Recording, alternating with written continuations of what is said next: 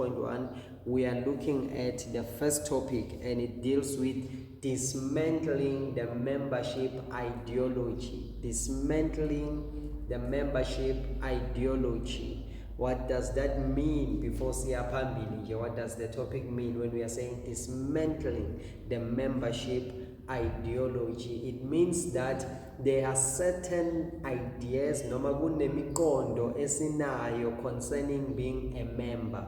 Angisho kunezinto esizaziyo ngokuba yimember, and kunezinto esiyishoyo ngokuba yimember, but today we are saying dismantling the membership ideology. So before you become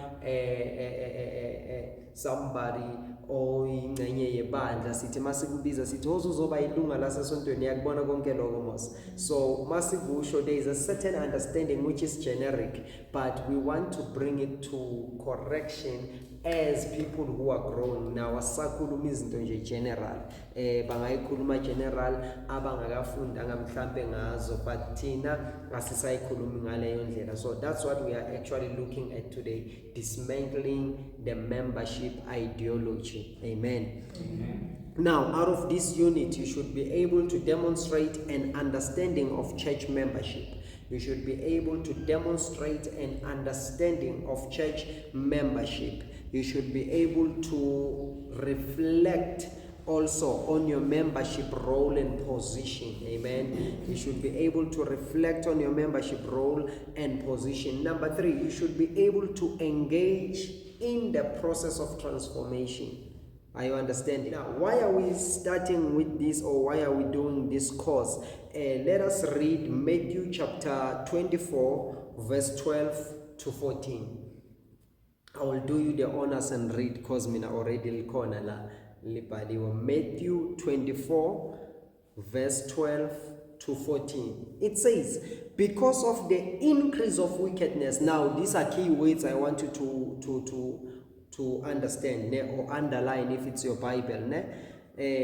Because of the increase of wickedness. This is the first reason we are doing these studies. COVID made us to realize that people attend church, but people are not as matured as we thought they are. Amen. Do you see that? So teaching is very much important, and we should always love learning, because it takes us to certain dimensions in our understanding. Amen. So number 1, the first statement to chapter 24 verse 12 I show you, because of the increase of wickedness. So we must learn, because there is something that is increasing, and that is wickedness. And it says the love of most will grow cold. So now Jesus spoke it in his time, and there was wickedness, but not as it is now. Do you see that? Following. So because of the increase of wickedness, the love of most will grow cold, but the one who stands firm to the end will be saved. Now, how can you stand unless you are taught? Into yensindiso ayisi automatic. This is a life. Ingakho sikhishwa embusweni noma emandleni obumnyama sifakwe embusweni kaNkulunkulu. Why? Because this is a life. Amandla obumnyama nakhona impilo, but nasembusweni kaNkulunkulu impilo, and every part of these things you must learn to live that life.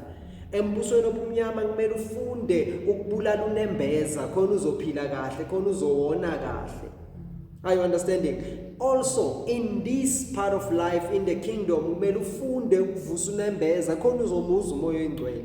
Are you understanding? So this is a life, and you must know. I was now listening my Bible, this audible one, and I'm listening to the writings of Paul, because he was called for the church. He was called for Gentiles, me and you and everyone else. Now he says, now I'm going to reveal a mystery to you. This mystery was long hidden before.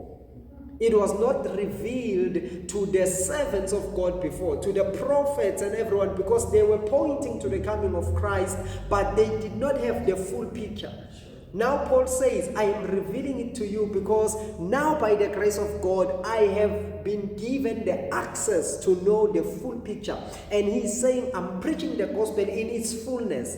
Now, what is Paul's gospel? He says, this is what I'm preaching, that Christ lives in you. I was like, this simple message.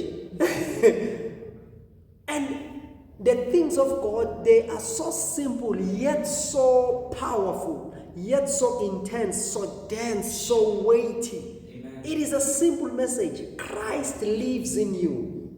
And what is the power there? The power is that when you appear, you are already clothed with Christ. You are already enveloped in Christ. Are you understanding this? Amen. So you can never grow unless you have the consciousness of the Word. You have the consciousness of the Spirit. You have the consciousness of Christ in you. Oh, hallelujah. So when wickedness increases, the love of many growing cold, there are those who will stand firm and they will be saved. Hallelujah. And this gospel of the kingdom will be preached in the whole world as a testimony to all nations, and then the end will come. So the gospel will be preached in the whole world. By who? Those who are standing firm. Those who are standing firm will have a voice. Are you understanding? When John came, they said, who are you? Then he said, I am the voice shouting in the wilderness. Not an echo, not just, but I am a voice, meaning I sound the trumpet, meaning I am to be heard. And this is what the church is all about. We are a voice in these last days. Amen. Oh, hallelujah. So we are going to preach the message of the kingdom. We are going to preach the gospel of the kingdom. People are preaching the gospel of prosperity. There's no gospel of prosperity. There is only the gospel of the kingdom, and the gospel of the kingdom makes people prosper.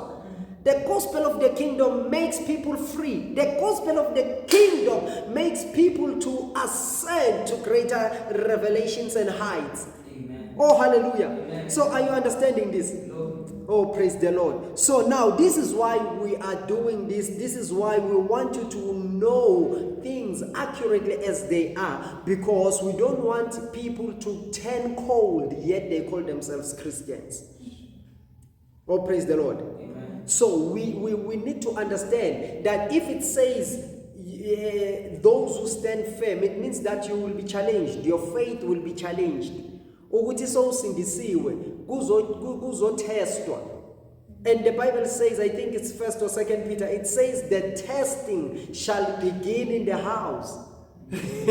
So God says, I am yet to test your love for me. Are you understanding? Amen. Someone might be saved just so that he can be married.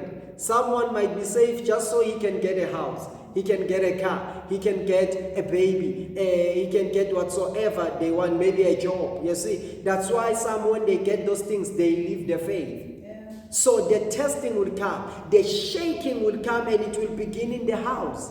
Yeah. So that what is not shaken will remain. Meaning, when things are taken away from you, when you die with those things, when you lose your position in Christ with those things that are taken away, maybe it's your loved ones, maybe it's your money, maybe it's the people you were following, maybe it's one of the greatest leaders. When you die, when your faith dies with their going or with their loss, it means that you were not rooted in Christ, but you were rooted in things. So the shaking must happen so that you are left with Christ. Amen. And when you are left with Christ, you are able to see without any cloud before you. No mist will cover your face or your eyes or your view. Amen. Oh, hallelujah. Amen. So it's very much important that we learn.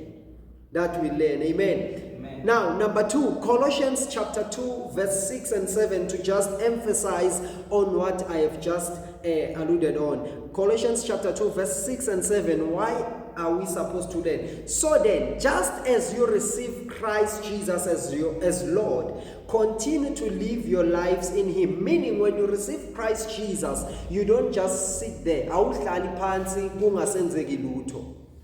After receiving Christ Jesus as Lord, you continue to live your lives in Him. Impilo zenu seniziphila kuye. In him we live, we move, we have our being. Are you seeing this now? So once uba umzalwane, impilo yakho sekumele uyiphilele Kristu, uyiphile kuKristu, uyiphile ngoKristu. Are you following? So continue to live your lives in him, not outside him, but in him. Sure, my God and my Father. You don't live outside him, you live in him. Oh, hallelujah. So now it says, rooted and built up in him. Oh, Mashakata. You are rooted, number one, then you are built up. So you don't go high without having roots. So we are learning so that we can have more roots going down in Christ, so that our building is able to stand any test of time. Are you following? So the roots are going down so that we are able to stand any test of time. So that's why we are learning. When we are rooted and built up in him, we are going to stand firm. Because the following thing, it says, strengthened in the faith. These are key ways I told you. So you are rooted. Number one, you go down, and you are built up. Number two, you go high. Then you are strengthened in the faith. Number three, it means that you have substance. It means that you have what? Substance. You have things that are holding, you have pillars holding you now. In your faith, there are things that are holding you. You can be shaken now, but you are not moving. The Bible says, I believe, yes, it's in the word. It says the tree bends to where the wind is blowing. It's not breaking, but it bends towards where the wind. But after the wind has blown, the tree will remain standing. Are you understanding? Yes. So we should be like that. It says that a tree planted by the waters, it does not die. In any season, its leaves are remaining green. Amen. So now, when you are rooted and you are built high, you are strengthened, you are fortified. You are fortified in Christ, remember. You are fortified. Hallelujah. So you are fortified in your faith, and we know faith cometh through what? Hearing. And hearing by the word. The word which is talking about who? Christ Jesus. Oh, praise the Lord. Amen. So that's why we should learn. And you strengthen in the faith as you were taught. So if you were not taught, how are you going to be strong? You see? As you were taught, and overflowing with thankfulness. So now, when you are taught, you no longer cry like everyone else, but you are full of thanks. So when situations are coming, you never lose your praise. You never lose thanksgiving. You see, when you are full of thanks, the Bible says, be not anxious about anything, but in everything, pray. Make your supplications known to God, your requests known to God through supplications and prayers, and with thankfulness. I know, but then it says with thankfulness. So thankfulness is never left. So let's cut uzwangati, there is anxiety coming to you. You say, Father, I have, because every anxiety, it's a prayer point. You see that every anxiety is what? A prayer point. So stress, see tuba lomtandazo. So you go to God with something to ask him for. Baba, ngibukene nasi simo ngenzele moya engcwele. Then as you are praying like that, angisho sokulethile kuye. Then so kuletha nangokubonga ngiyabonga, uyibonga njani into ongayitholanga. So you see now faith has kicked in. Ngiyabonga ukuthi so ngizwile, ngiyabonga ukuthi so ngenzele, ngiyabonga ukuthi so yenzile indlela. Then you are sorted. So with thankfulness, you are overflowing with thankfulness. So the minute you begin to thank God, you will never sink. Because whatever you have prayed for, when you are done praying, believe that you have received it.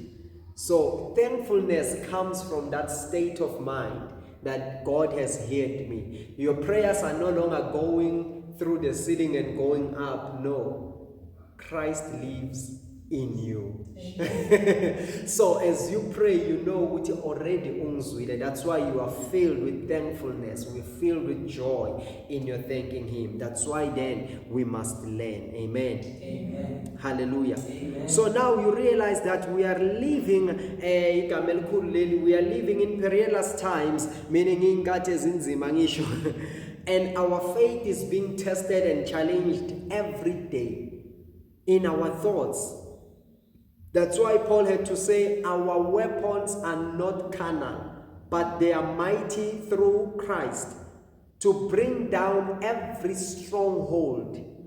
Every stronghold, number one, every thought that raises itself against Christ. Oh, hallelujah. Amen. And every talk that people are talking against you, which is not true. So our weapons are so powerful. They come against gossips and lies against you. They come against your own thoughts, the information that Satan has put in your mind, the desires of the flesh. These, our weapons, are able to dethrone them. The message of the enemy that wants to raise itself against Christ. So whenever a message or a situation comes beyond what Christ is in your mind, it has the power to defeat you. But whenever you come against it with the knowledge of the scriptures, you are able to defeat it. So anything enamandla umdlula uKristu emehlweni akho izokungcoba. Kodwa anything enganamandla umdlula uKristu ingaba namandla kangakanani, but once you subject it under the power and the authority of Christ, and you are conscious that Jesus is more powerful, then you are going to be victorious. Are you understanding? Any temptation that comes to you, you have the power, you have the weapons which are spiritual. So you have the word, you have the prayer, and the word is the truth of God. And prayer clarifies everything, giving you the solutions, giving you the fellowship with the Holy Spirit. Do you see that? Amen. So you are able to overcome. So it is important to learn. So we are living in such times where we are challenged every day, but that is not a reason to give up. Doesn't matter that you are challenged. It's not a reason to do what? To give up. Because the Bible told us in Hebrews chapter 10 verse 38 that the righteous will live by faith. And it said, and I take no pleasure in the one who shrinks back. So God wants us to live by faith in this world. And we should not be those who are shrinking back. We should not be those who are retreating. Usathane makaleta imba siyemuva. Siyayifacea. And when we face it with that power and with that authority and with that knowledge that we have more power. Amen. In our bodies, we have the same. Oh, hallelujah. Amen. Okay, so even though it seems to be difficult in these last days to serve Jesus Christ, we must stand our ground. We must not give up. We should stand our ground. We should refuse to grow cold in our love, and we should do our best to keep on moving with Christ. Hallelujah. Amen. And the best way to do that is through our continued love for Christ, living in Him and holding on to the teachings we have received, and not forgetting to be thankful in all we do. Am I teaching to somebody? Amen. So then we do this. When we do this, we will overcome many cracks in the Christian family. And we are going to look now and understand about membership, because it has a great impact to our faith and growth.